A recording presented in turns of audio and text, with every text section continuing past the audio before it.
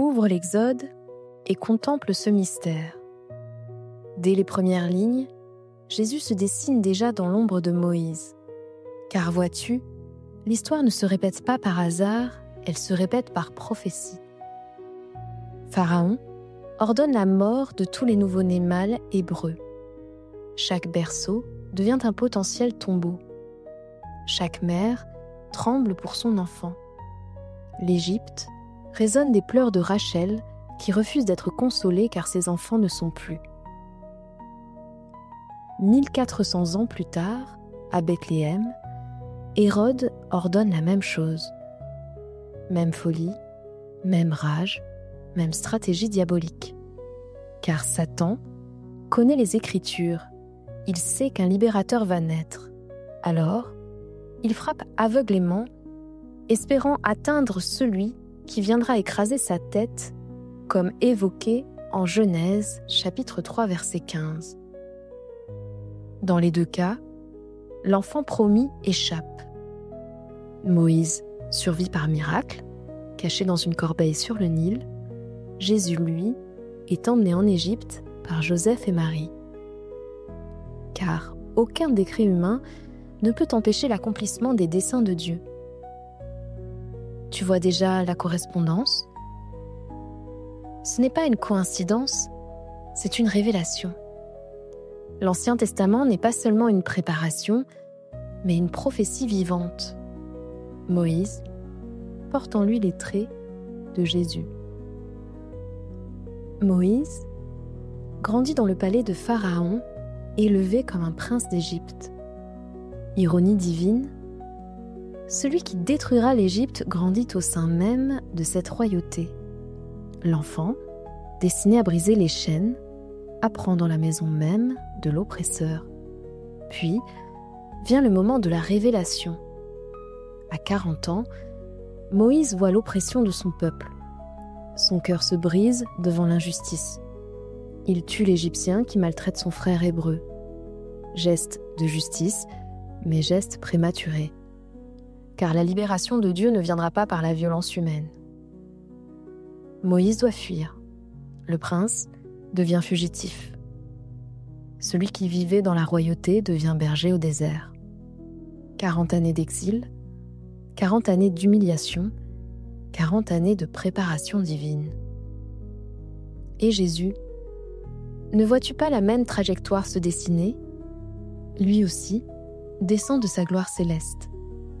Lui aussi abandonne sa position élevée, comme évoqué en Philippiens chapitre 2 versets 5 à 8. Lui, qui était en forme de Dieu, n'a point regardé comme une proie à arracher d'être égal avec Dieu, mais il s'est dépouillé lui-même. Jésus quitte les parvis célestes pour les tables de Bethléem. Il abandonne les louanges des anges pour les cris d'un nourrisson. La parole se fait chair, fragile. Le Tout-Puissant devient vulnérable. Puis, comme Moïse, il grandit dans l'obscurité. 30 années à Nazareth, 30 années de silence apparent. Le Fils de Dieu apprend le métier d'artisan. Celui qui a créé l'univers travaille le bois de ses mains. L'Éternel accepte le temps, l'apprentissage, la patience humaine. Dans cet élan de patience, voyons ce qui se produit plus tard dans la vie de Moïse. Moïse a 40 ans quand il tue l'Égyptien. 40 ans quand il comprend sa mission, mais il n'est pas encore prêt. Il faudra 40 autres années au désert pour parfaire sa formation. Jésus, lui, a 30 ans quand Jean le baptise. 30 ans de préparation silencieuse, puis 3 ans de ministère public. Comme si Dieu veillait à respecter le temps humain de la maturation. Ni Moïse, ni Jésus ne sont des enfants prodiges qui révolutionnent le monde dès leur adolescence. Non. Ils respectent le processus humain de la croissance. Car Dieu ne méprise pas notre humanité. Il la prépare et la fortifie afin de la mettre à son service. 40 ans pour Moïse, 30 ans pour Jésus, le temps nécessaire pour que l'homme soit formé avant que Dieu n'agisse par lui. Car les œuvres éternelles demandent une préparation temporelle. Regarde bien cette dualité chez Moïse. Il est à la fois prince d'Égypte et berger de Madian. Deux natures qui semblent contradictoires, mais qui révèlent la vérité profonde de sa mission. Comme prince, il connaît les rouages du pouvoir. Il comprend la mentalité de Pharaon. Il peut parler d'égal à égal avec les puissants. Sa formation royale n'est pas accidentelle, mais c'est une préparation de Dieu. Comme berger, il apprend la patience, l'humilité, le soin des faibles. Il découvre la beauté du désert, le silence de Dieu et la valeur de la solitude. Sa vie pastorale n'est pas un échec, mais plutôt un apprentissage voulu par Dieu. Et en Jésus, vois-tu cette même dualité ? Il est à la fois le roi des rois et le serviteur des serviteurs. Il règne dans les cieux et lave les pieds des disciples. Il commande aux tempêtes et pleure sur Jérusalem. Il ressuscite les morts et meurt sur la croix.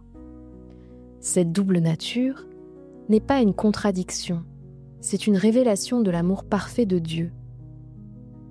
Car seul celui qui est vraiment roi peut vraiment servir. Seul celui qui possède tout peut tout donner. Hébreux, chapitre 11, versets 24 à 26, résume magnifiquement le choix de Moïse. C'est par la foi que Moïse, devenu grand, refusa d'être appelé fils de la fille de Pharaon, aimant mieux être maltraité avec le peuple de Dieu que d'avoir pour un temps la jouissance du péché, regardant l'opprobre de Christ comme une richesse plus grande que les trésors de l'Égypte. Tu vois, Moïse portait déjà la croix du Christ. Son renoncement aux richesses d'Égypte préfigurait le renoncement du Fils de Dieu aux richesses célestes. Moïse choisit l'identification avec son peuple plutôt que les privilèges du palais. Jésus choisit l'identification avec l'humanité plutôt que la gloire du ciel. La parole de l'Éternel fut adressée à Moïse en ces mots : « Et tu diras à Pharaon, ainsi dit l'Éternel, Israël est mon fils, mon premier-né, et je te dis, laisse aller mon fils pour qu'il me serve, et si tu refuses de le laisser aller, voici, je tuerai ton fils, ton premier-né. » Arrivé à maturité spirituelle, Moïse reçoit la mission de libérer Israël de l'esclavage égyptien. Jésus, lui, reçoit la mission de libérer l'humanité de l'esclavage du péché. Mais observe la progression. Moïse libère un peuple de l'oppression temporelle. Jésus, lui, libère tous les peuples de l'oppression éternelle. Moïse ouvre la mer Rouge. Jésus ouvre les cieux. Moïse conduit vers la terre promise. Jésus guide vers la Jérusalem céleste. L'exode terrestre n'était que l'ombre de l'exode spirituel. La sortie d'Égypte n'était que la figure de la sortie du royaume des ténèbres. La traversée du désert n'était que l'image du pèlerinage vers la patrie céleste. Moïse se tient entre Dieu et Israël. Il reçoit la loi sur la montagne et la transmet au peuple. Il intercède pour les rebelles, il porte leur fardeau, il est le médiateur de l'ancienne alliance. Jésus, lui, se tient entre Dieu et l'humanité. Il révèle parfaitement le Père, il intercède continuellement pour nous, il porte nos péchés, il est médiateur de la nouvelle alliance. En Timothée 1, chapitre 2, verset 5, la Bible dit « Il y a un seul Dieu et aussi un seul médiateur entre Dieu et les hommes, Jésus-Christ, homme. » Moïse était le médiateur pour un temps et pour un peuple. Jésus, lui, est le médiateur pour l'éternité et pour tous les peuples. Dans un autre épisode de la vie de Moïse, en Exode, chapitre 3, verset 2, nous le voyons vivre une expérience surnaturelle. Et l'ange de l'Éternel lui apparut dans une flamme de feu du milieu d'un buisson, et il regarda, et voici, le buisson était tout en feu, et le buisson ne se consumait point. Arrête-toi quelques instants sur ces mots. Qui est cet ange de l'Éternel ? Le texte hébreu dit Malak Yahweh, ce qui signifie littéralement messager de Yahweh. Mais dès le verset suivant, c'est Yahweh lui-même qui parle à Moïse. Comment l'ange peut-il être à la fois Yahweh et le serviteur de Yahweh ? La théologie chrétienne a toujours reconnu ici une Christophanie. L'ange de l'Éternel, c'est Jésus, avant son incarnation. C'est la deuxième personne de la Trinité qui se manifeste sous forme visible pour révéler le Père invisible. Jean, chapitre 1, verset 18, l'affirme clairement « Personne n'a jamais vu Dieu, le Fils unique qui est dans le sein du Père et celui qui l'a fait connaître. » Chaque fois que Dieu apparaît visiblement dans l'Ancien Testament, c'est le Fils, Jésus-Christ, qui se rend visible. 1 Timothée, chapitre 6, verset 16, confirme que le Père habite une lumière inaccessible que nul homme n'a vue ni ne peut voir. Donc, quand Dieu apparaît au patriarche, à Moïse, aux prophètes, c'est nécessairement Jésus qui se manifeste. L'ange de l'Éternel n'est pas un ange créé. Il porte le nom divin, reçoit l'adoration et exerce les prérogatives divines. Il est Dieu, manifeste en forme visible. Alors pourquoi Dieu choisit-il un buisson pour sa révélation ? Pourquoi ce feu qui brûle sans consumer ? Parce que c'est l'image parfaite de l'incarnation future. Le buisson représente l'humanité de Jésus, simple, fragile, terrestre. Rien de glorieux en apparence. Comme Ésaïe, chapitre 53, verset 2 le prophétise, il s'est élevé devant lui comme une faible plante, comme un rejeton qui sort d'une terre desséchée. Il n'avait ni beauté, ni éclat pour attirer nos regards, et son aspect n'avait rien pour nous plaire. Le feu représente la divinité de Jésus, pur, saint, transformateur, la gloire éternelle du Fils de Dieu en somme. Et le miracle ? Le feu habite le buisson sans le consumer. La nature divine habite l'humanité sans la détruire. En Jésus-Christ, existe l'union parfaite de deux natures, pleinement Dieu, pleinement homme, sans confusion ni séparation. C'est l'union révélée 15 siècles avant Bethléem. Le buisson ardent annonce l'incarnation avec une précision théologique stupéfiante.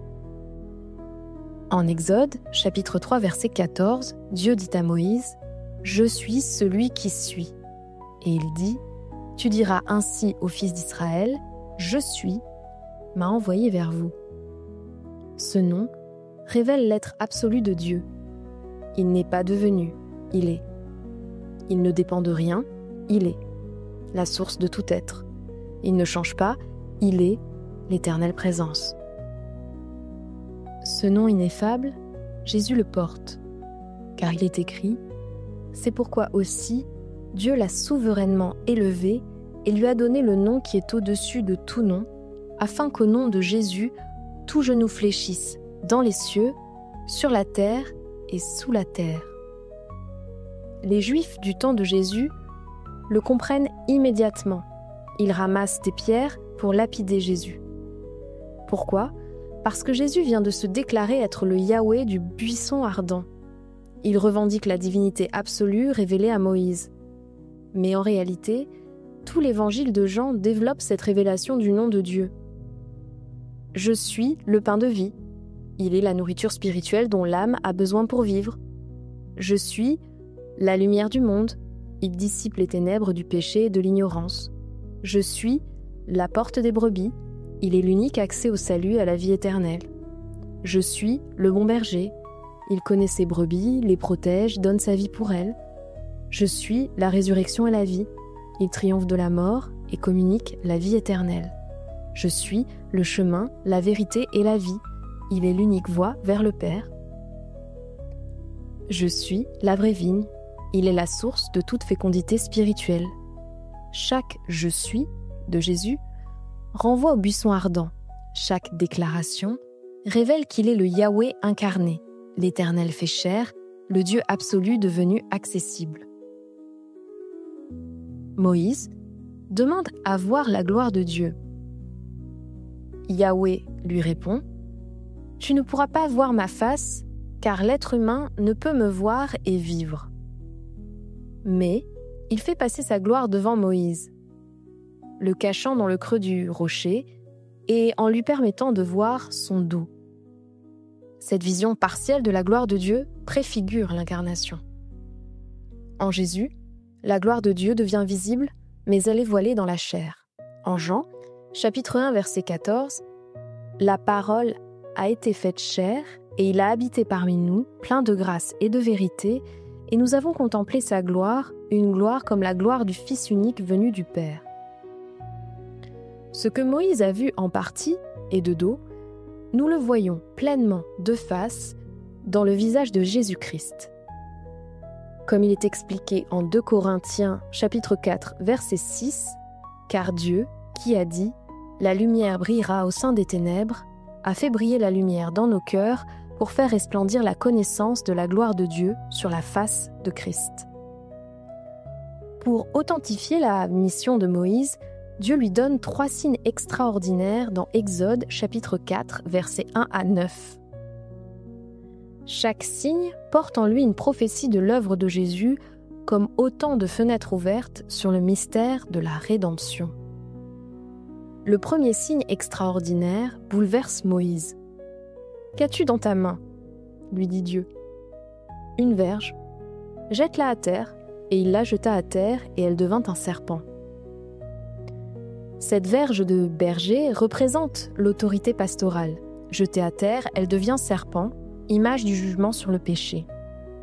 Car l'autorité de Jésus a cette double facette. Miséricorde pour ceux qui se repentent, jugement pour ceux qui résistent.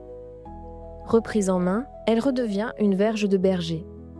L'autorité terrible devient l'autorité consolatrice, car comme le dit Jean chapitre 3 verset 17, Dieu n'a pas envoyé son Fils dans le monde pour qu'il juge le monde, mais pour que le monde soit sauvé par lui. Cette même verge accompagnera Moïse dans toutes les plaies d'Égypte. Elle frappera le Nil qui se changera en sang, fera sortir les grenouilles, transformera la poussière en moustiques. Elle est l'instrument des jugements de Dieu. De même, dans l'Apocalypse, Jésus tient dans sa main droite les 7 étoiles et de sa bouche sort une épée aiguë à 2 tranchants. Elle est à la fois l'agneau immolé et le lion de Juda qui exécute les jugements. Le deuxième signe révèle le mystère de la purification. L'Éternel dit à Moïse « Mets ta main dans ton sein » et Moïse mit sa main dans son sein, puis il la retira, et voici, sa main était lépreuse comme la neige.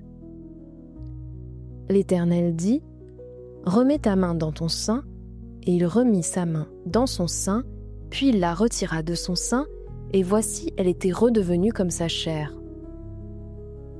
La lèpre symbolise le péché qui corrompt, qui sépare, qui souille. Cette main lépreuse, c'est l'humanité contaminée par la faute d'Adam. Mais voici le miracle. Instantanément, la main redevient saine.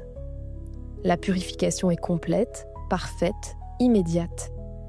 C'est l'image de la justification par la foi en Jésus-Christ.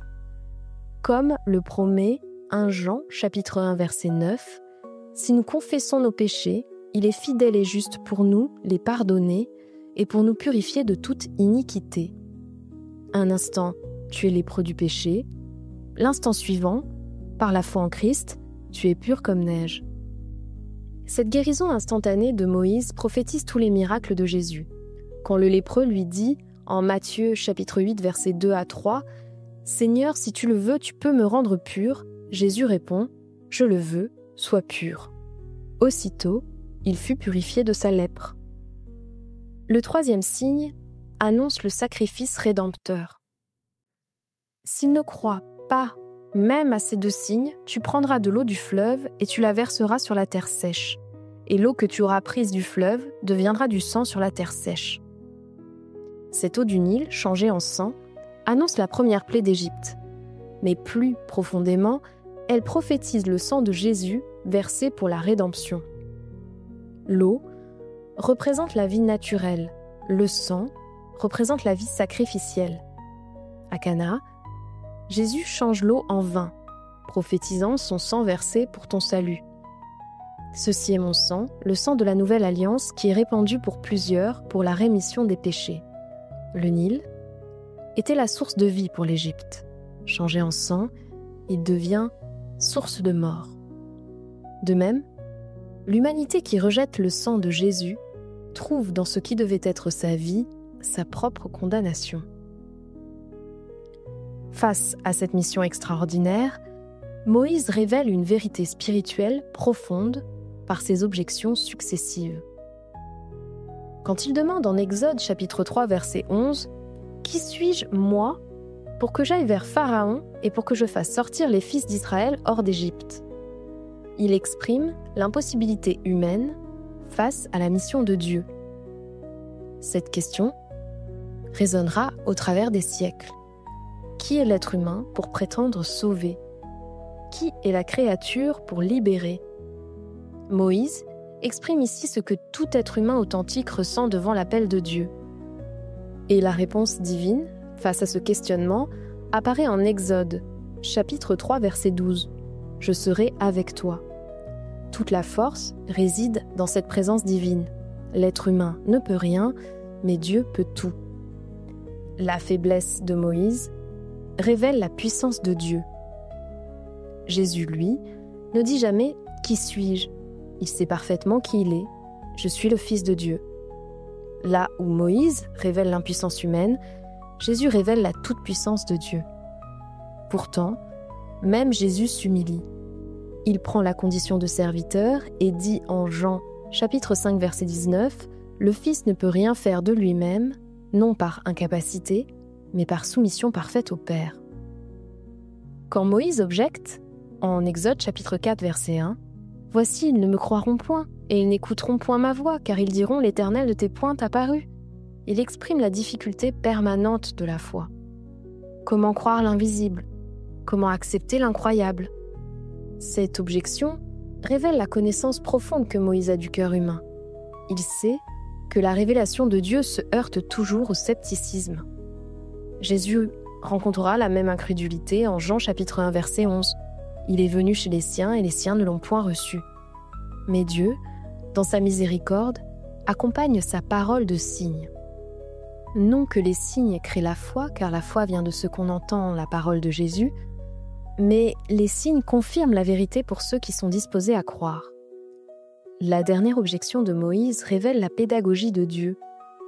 Moïse lui dit « Ah Seigneur, je ne suis pas un homme qui ait la parole facile, ni d'hier, ni de 3 jours, ni depuis que tu parles à ton serviteur, car j'ai la bouche pesante et la langue pesante. » Lui qui fut éduqué dans toute la sagesse des Égyptiens se déclare incapable de bien parler. C'est à croire que les 40 ans passés au désert l'ont humilié. Cette faiblesse, revendiquée par Moïse, révèle que Dieu ne choisit pas selon les critères des êtres humains. Comme Dieu l'explique en 1 Corinthiens, chapitre 1, verset 27, « Dieu a choisi les choses folles du monde pour confondre les sages, Dieu a choisi les choses faibles du monde pour confondre les fortes. » La réponse de Dieu à Moïse en Exode chapitre 4 versets 11 à 12 est parfaite. « Qui a fait la bouche de l'homme ? N'est-ce pas moi l'Éternel ? Et maintenant, va, et je serai avec ta bouche, et je t'enseignerai ce que tu diras. » Celui qui a créé la bouche, ne peut-il pas l'ouvrir ? Cette promesse s'accomplira parfaitement en Christ lorsqu'il dira à ses disciples en Luc 21 verset 15 « Je vous donnerai une bouche et une sagesse à laquelle tous vos adversaires ne pourront ni résister, ni contredire. » Au terme de cette contemplation, l'évidence éclate. Jésus est partout dans l'Exode. Chaque ligne révèle, chaque détail prophétise, chaque événement annonce. Le buisson ardent n'est pas seulement une théophanie, c'est une christophanie. L'ange de l'Éternel n'est pas une créature angélique, c'est le Fils préincarné. Le « je suis » n'est pas un nom abstrait, c'est l'identité même de Jésus. Moïse n'est pas un simple libérateur national, c'est la figure parfaite du Christ. L'Exode n'est pas un simple événement historique, c'est la prophétie de notre rédemption. Vois la progression divine, d'abord la figure, Moïse, puis la théophanie, le buisson ardent, et enfin la mission, la libération d'Israël. Tout converge vers Jésus, tout annonce Jésus et tout révèle Jésus. L'Ancien Testament n'est pas une préparation lointaine, c'est une révélation voilée. Chaque page cache le Sauveur, chaque récit prophétise l'Évangile et chaque miracle annonce la croix et la résurrection. Ce que Moïse accomplit temporairement pour Israël, Jésus l'accomplit éternellement pour l'humanité. Ce que le buisson ardent révèle en figure, l'incarnation l'accomplit en réalité. Ce que l'Exode prophétise en ombre, Golgotha l'accomplit en substance. La libération d'Égypte devient la libération du péché. La traversée de la mer Rouge devient le baptême dans la mort et la résurrection de Jésus. La marche au désert devient un pèlerinage vers la Jérusalem céleste. Et pour toi aujourd'hui, le buisson ardent brûle encore. Jésus se révèle encore. La voix divine retentit encore et dit « Retire tes sandales, car le lieu où tu te tiens est une terre sainte. » En Jésus, toute ta vie devient une terre sainte. Par la foi, tu marches continuellement en terrain sacré. Chaque moment devient une rencontre possible avec le Dieu vivant. Le « Je suis » révélé à Moïse habite maintenant en toi par son esprit. Le buisson ardent, c'est toi, embrasé par sa présence, transformé par sa gloire et consumé par son amour sans être détruit.